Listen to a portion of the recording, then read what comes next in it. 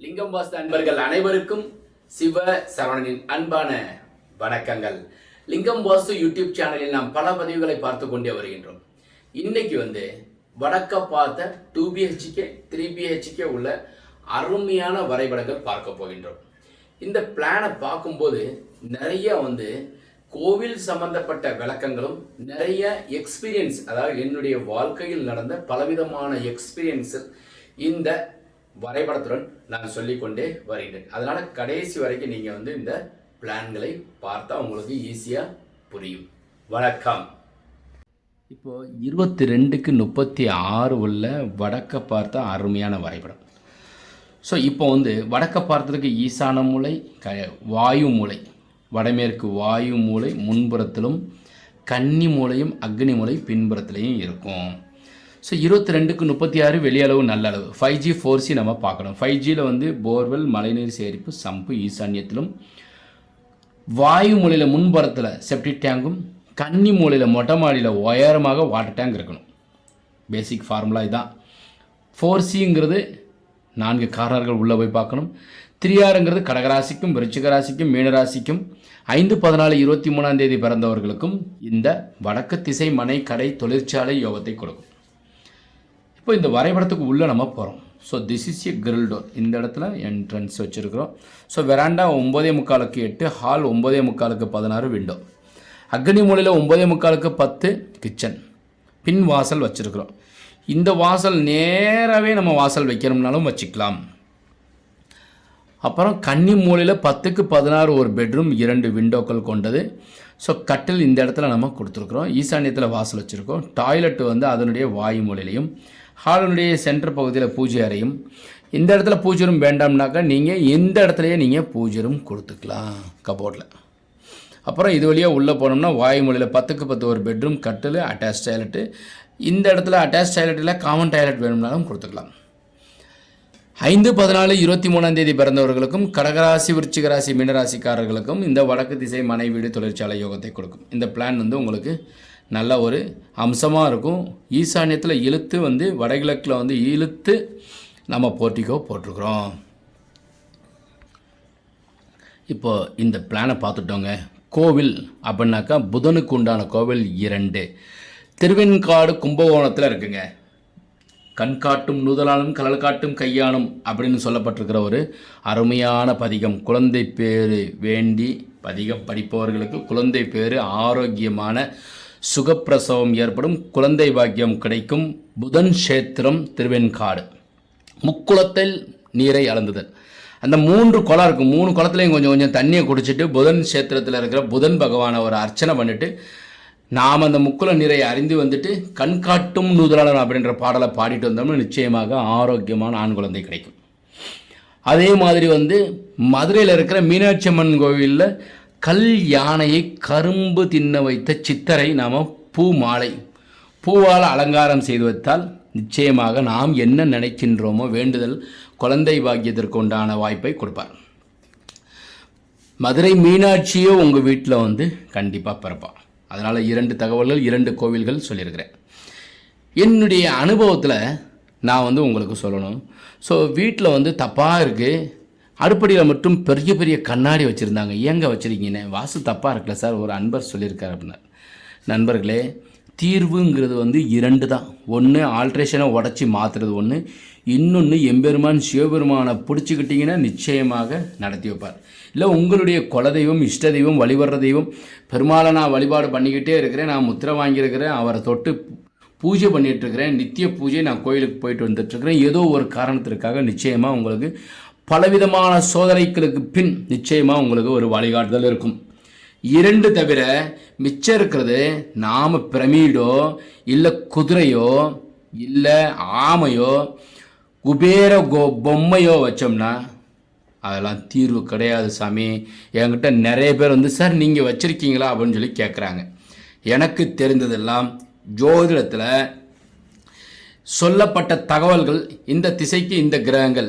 இப்போ உதாரணத்திற்கு ஒரு ஜாதகத்தில் செவ்வாய் நீசம் பெற்றிருந்தால் வீடு நீங்கள் வாங்குறது டைரெக்டாக ரெடிமேட் வீடு வாங்குவீங்க, அப்பார்ட்மெண்ட்டில் குடியிருப்பீங்க, அவுட்டரில் மேலே குடியிருப்பீங்க, இப்படி சொல்ல தெரியும்.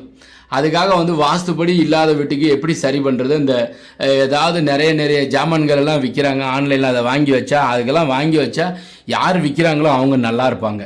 உங்களுக்கும் அந்த இடத்த வந்து அடைக்கிறதுக்கு உண்டான இடம் இருந்துச்சுன்னா வாங்கி வச்சோம்னா அது அடையுமே தவிர தீர்வு கிடையாதுங்க.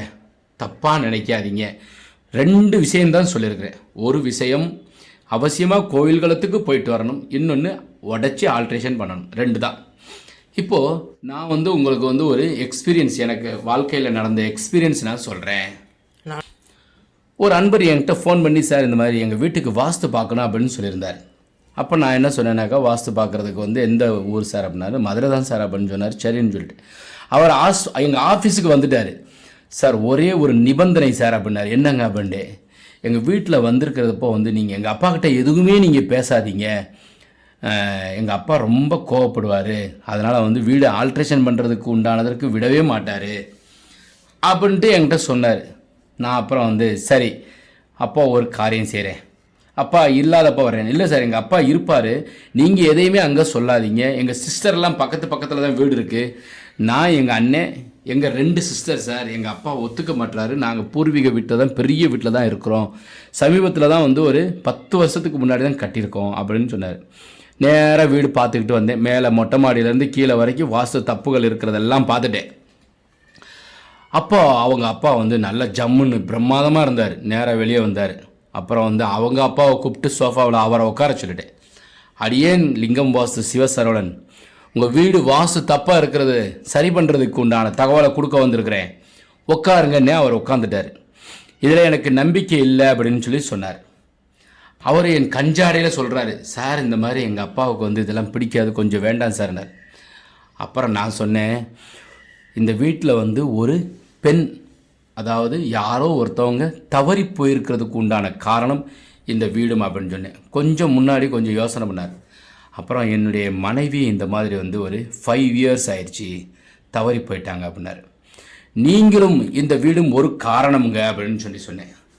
அப்படியே கடன்னு சொல்லிட்டு அவர் கண்ணிலேருந்து தண்ணியாக வர ஆரம்பிச்சிருச்சு. அப்புறம் நான் சொன்னேன், சாமி இந்த வீடு நீங்கள் அவசியமாக கன்னிமூலையில் இருக்கிற கக்கூஸ் பாத்ரூம் போர்வெல் இதை மாற்றி அமைச்சு பெட்ரூமாக அமைங்க, அதே மாதிரி ஈசானத்தில் வாசல் இல்லாமல் வடக்க பார்த்த வீட்டிற்கு வாயுவில் வச்சுருக்கிறீங்க, ஆல்ட்ரேஷன் பண்ணுங்கள், உங்கள் பையன் நல்லா இருப்பார், உங்கள் மருமகன் நல்லவங்க, உங்கள் பிள்ளைங்க எல்லாம் நல்லவங்க, ஏன் உங்கள் வீட்டுக்காரமாக மகாலட்சுமி போனதற்கு உண்டான காரணமும் இந்த வீடும் வாஸ்து தவறும் தாங்க அப்படின்னு. அப்போ உடனே அவர் என்ன சொல்லிட்டாருன்னா, கண்டிப்பாக மாற்றம் செய்வதற்கு உண்டானது யோசனையை சொல்லுங்கன்னார். அவங்க பையனுக்கு ஒன்றுமே புரியலை. என்னடா இவர் எங்கள் அப்பா கிட்ட பேசிக்கிட்டே இருக்கார், எங்கள் அப்பாவும் சரின்னு சொல்கிறார் அப்படின்ட்டு. எனக்கு தெரிந்த கொத்தனார் கான்ட்ராக்டர்லாம் இருக்காங்க, நான் பண்ணுறேன் அப்படின்ட்டார். சமீபமாக 1 வருஷமாக மருமகிட்ட பேசலை. அப்புறம் அவங்க மருமகளை கூப்பிட்டு, ஏம்மா என்னம்மா இதெல்லாம் பண்ணிடலாம்ப்பா அப்படின்ட்டு சொல்லி பேத்தியை கூப்பிட்டு உட்கார வச்சுக்கிட்டாரு. அவங்க அண்ணன் தம்பி எல்லாரும் வந்துட்டாங்க. எல்லாரும் இவரை பார்த்து ஆச்சரியப்படுறாங்க. இவர் கண் செவந்து போய் அழுததை அப்படியே பார்க்கும்போது எல்லாரும் அழுகிறாங்க. எனக்கு ஒரு பக்கம் ஆச்சரியம், என்னடா இவர் இப்படி இருக்காங்களே அப்படின்ட்டு. ஏன்னா அவங்க அப்பா மாறிட்டார். அந்த நிமிஷம் நான் போயிட்டு பார்த்துட்டு சொல்லிட்டு அந்த நிமிஷத்துலேயே அவர் வந்து செய்கிறேன்னு சொல்லிட்டார். ஏன்னாக்கா வீடு உடைக்கிறதுக்கு ஆல்ட்ரேஷன் பண்ணுறதுக்கு அவருக்கு 1% கூட அந்த இதில் வந்து நம்பிக்கை இல்லாமல் இருந்தார். அப்புறம் நான் சொன்னேன், இந்த மாதிரிலாம் இருக்கையா, அவசியமாக மாற்றுங்க, உங்கள் பிள்ளைங்களும் உங்களுடைய பேத்தி பேரன்களும் நல்லா இருக்கணும், நான் அவசியமாக மாற்றிடுறேன் சார், நீங்கள் நிச்சயமாக நீங்கள் வந்து மறுமுறை நீங்கள் வந்து பார்க்கும்போது இதெல்லாம் ஆல்ட்ரேஷன் பண்ணியிருப்பேன் அப்படின்னு. இன்னைக்கு வரைக்கும் அவர் என்னுடைய தொடர்பில் இருக்கிறார். ஏன்னாக்கா அவங்க பையன் பல விதத்துலையும் அவருடைய மருமகளுக்கு பல விதத்துலையும் தொந்தரவுகள் உடல் ஆரோக்கியத்தில் இருந்ததெல்லாம் தீர்வும் மாறியிருக்கு. அவருக்கும் பல விதத்துலையும் ஏதோ ஒரு காரணத்திற்காக வந்து பூர்வீகமாக இருக்கிற ஒரு கிராமத்தில் இருக்கிற வீட்டு அண்ணன் தம்பி இருக்கிற பிரச்சனைகள் எல்லாம் இருந்தது, எல்லாம் ஒற்றுமையாக இருந்து எல்லா விதமான கோவில் குளத்துக்கும் இப்போ போயிட்டு வந்துட்டு நிறைய சந்தோஷமான நிகழ்வுகள் சொல்கிறார். அதனால் நீங்களும் வீடு மாற்றம் செய்து, ஏன்னாக்கா வாஸ்து தப்புன்னொன்னே நம்ம வந்து யாராச்சும் இல்லாதப்போ நீங்கள் வாங்க அப்படின்னு சொன்னால் அப்போ நம்ம தப்பு பண்ணுறோமா? இல்லை. அப்போ அவர் மாறணும் அப்படின்றப்ப நானே போயிட்டு சொன்னேன், எம்பெருமான் சிவபெருமான் எனக்கு ஒரு வேலையை கொடுத்து நீ போய் பார்த்துட்டு வான்னு சொல்லியிருக்காரு. அவர் இல்லாதப்ப நம்ம வந்து இதை செய்யுங்கன்னா அவரால் செய்ய முடியாது. பையன் வந்து அப்பா விட மாட்டார். அப்போ அப்பாக்கிட்டே கூப்பிட்டு சொல்லுவோம். அவர் வந்து அவங்க அப்பா சிவபுராணம் படிக்கிறார், எனக்கு தெரியாது. நான் அப்புறம் சொன்னதுக்கப்புறம் நான் தினமும் காலையில் சிவபுராணம் படிப்பேன், அப்புறம் சிவனுக்கு உண்டான மந்திரங்கள் எல்லாம் சொல்வேனார். சரியாக போச்சு. அப்போ வந்து இறைவன் சரியாக தான் என்னை அனுப்பி வச்சிருக்காருன்ட்டு எல்லா தகவல்களும் சொல்லிட்டு ஸோ நீங்கள் அவசியமாக இதன்படி செயல்படுங்கன்னு சொன்னேன். அவர் நிறைய நண்பர்கள் என்னை அறிமுகப்படுத்தி வச்சுருக்காரு. வீடு கட்டணும்னா அவருக்கே இப்போ கொஞ்சம் கொஞ்சம் இந்த மாதிரியெல்லாம் செய்யுங்கன்னு சொல்கிற அளவுக்கு மாறிட்டார். அதனால் நீங்களும் அதன்படி செயல்படுங்க. வாஸ்துள்ள வீட்டில் வசிப்போம், வளமுடன் வாழ்வோம். மீண்டும் நாளை ஒரு அருமையான தகவலுடன் சந்திக்கிறேன். வணக்கம், வாழ்க வளமுடன்.